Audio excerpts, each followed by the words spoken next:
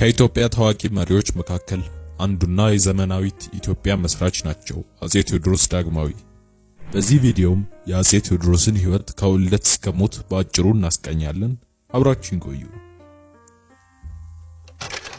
አጼ ቴዎድሮስ የተወለዱት ካሳ ኃይሉ በሚባል ስም በቋራ ከአባቱ አቶ ኃይሉና ከእናቱ እመት አትጠገብ በ1811 ነበር። አባቱም የሞቱት ገና ልጅ እያለ ስለነበር እናቱ በድህነት ውስጥ ኮሶ በመሸጥ በሚያገኙት ገንዘብ አሳደጉት።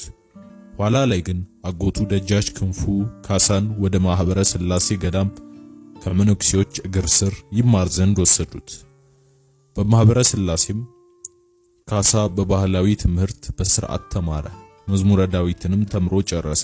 ነገር ግን ንጉስ ለመሆን የተመኘው ደጃች ማሩ ከካሳ ጋር ይማሩ የነበሩትን ተማሪዎች ጭካኔ በተሞላበት ሁኔታ ጨፈጨፋቸው።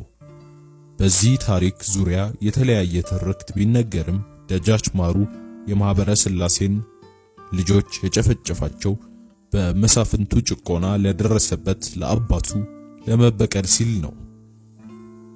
ካሳም ከጭፍጨፋው አምልጦ ወደ ተወለደበት በመሄድ ሽፍቶችን በመቀላቀል የጦርነት ዘዴዎችንና ስልቶችን ተማረ። ተክለ ጻድቅ መኩሪያ እንዳለውም ካሳ እንደ አመፀኞቹ መሪ ተቀባይነት አግኝቶ ነበር። ነገር ግን ሽፍታነቱን ትቶ በደጃች ጎሹ እና ራስ አሊ ቤት ተቀመጠ። በዛም የንጉሳዊ ስነ ምግባር፣ ወታደራዊ ውጊያ፣ የሥራ ባህል ተማረ። ወጣቱ ካሳም ከግብጾች ጋር በነበረው የሰናር ጦርነት ጀግንነትንና ጀብድን ካሳየ ከጥቂት ጊዜ በኋላ ታዋቂ ሆነ። ክብር ያለውም ልጅ የሚል ማዕረግ ተሰጠው። የራስ አሊ እናት እቴጌ መነንም ሴት ልጃቸውን ወይዘሮ ተዋበችን ለካሳ ሊድሩለት ወሰኑ። በ1839ም ልጅ ካሳና ወይዘሮ ተዋበች በቤተ ክርስቲያን ተጋቡ። የጋብቻውም ዓላማ ካሳን ለማጥመድና ካሳ ለእቴጌ መነንና ለራስ አሊ ታማኝ እንዲሆን ለማድረግ ነበር። ነገር ግን ካሳ ከጎንደር አልፎ የመሄድና ሙሉ ኢትዮጵያን አንድ አድርጎ የመግዛት ምኞት ነበረው።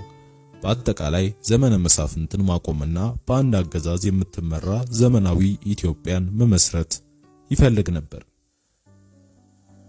መኳንንቱም ካሳን ባገኙት ቁጥር ከየት እንደተነሳ እያስታወሱ ያናንቁት ነበር። በትዳሩ ውስጥም የበታች በመሆኑ ይሳለቁበት ነበር። በዚህም ምክንያት ካሳ በድጋሚ የአመፀኛ ሕይወትን ለመምራት ወሰነ። ሚስቱን ተዋበችም ከዝቅተኛ ቦታ የመጣ ሰው አግብተሻል ብለው ስለሚሳለቁባት እርሷም ባሏን ደግፋ ከእርሱ ጋር አመጻ ሄደች። ራስ አሊም ካሳና ተዋበች እንዳመጹ ሲሰሙ እጅግ ተናደዱ።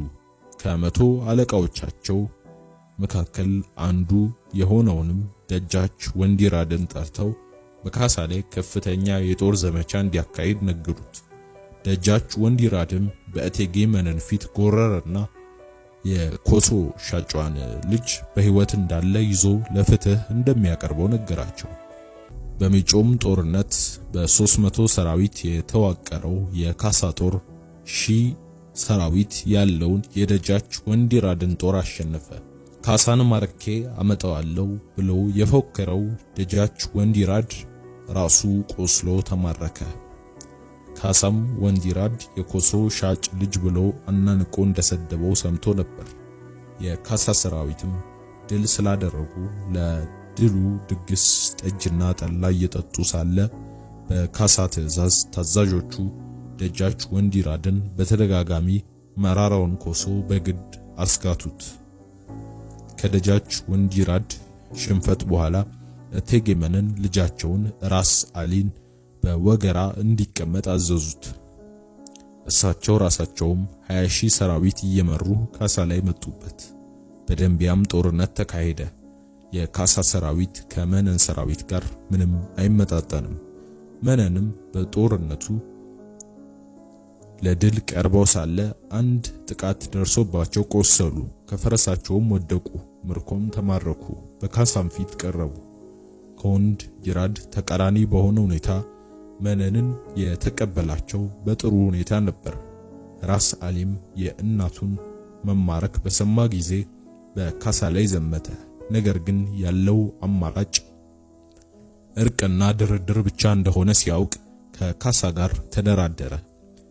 እርሱም እናቱን ከለቀቀለት ደንቢያና ቋራን ይገዛ ዘንድ እንደሚሰጠው ነገረው። ካሳም ተስማማ። እቴጌ መነንንም ለቀቀ። ብዙ ሰውም ደጃች የሚለውን ማዕረግ ለካሳ ሰጠው። በዚህም ጊዜ የካሳ ስም በሙሉ ኢትዮጵያ ገነነ። እናቱን ካስመለሰም በኋላ ራስ አሊ ከደጃች ካሳ ጋር እርቅ ለመፈጸም ስለፈለገ በጎጃሙ ገዥ በደጃች ጎሹ ትብብር ሁለቱም በደንቢያ ተገኝተው ያላቸውን ሰራዊት አሳዩ።